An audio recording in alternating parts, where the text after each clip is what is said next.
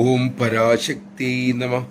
ആദ്യകാലങ്ങളിൽ അമ്മയുടെ മക്കൾ ക്ഷേത്രത്തിൽ ഭജനയ്ക്ക് പോകുമായിരുന്നു. ബഹളമയമായ അന്തരീക്ഷത്തിൽ അമ്മ ഒഴിഞ്ഞു നിൽക്കുകയാണ് പതിവ്. അന്നൊരു ക്ഷേത്രത്തിൽ ഭജനയ്ക്ക് പോയപ്പോൾ അമ്മ കാറിൽ നിന്നും ഇറങ്ങിയില്ല. ബ്രഹ്മചാരി മക്കൾ ഭജന ആരംഭിച്ചു. ഭജന കഴിഞ്ഞാൽ പിന്നെ ഡാൻസ് പരിപാടിയാണ്. മണി 10 ഭജന തീരുന്ന മട്ടില്ല. ജനങ്ങൾ ഭജനലഹരിയിൽ ആണ്ടിരിക്കുകയാണ്. ഡാൻസ് പാർട്ടിക്കാർ ഭജന നിർത്താൻ ആവശ്യപ്പെട്ടു. ജനക്കൂട്ടം അതറിഞ്ഞു.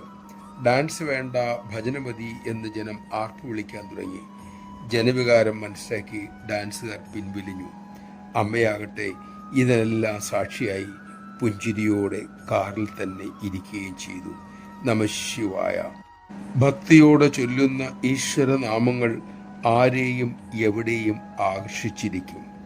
അപ്പോൾ പിന്നെ അമ്മയുടെ സന്നിധി കൂടി അവിടെ ഉണ്ടെങ്കിലോ?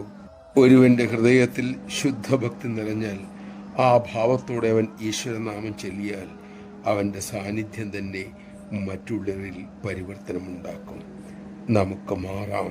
അങ്ങനെ അമ്മയുടെ അവതാര ദൗത്യത്തിൽ ഉത്തമരായ പങ്കാളികളാകാം.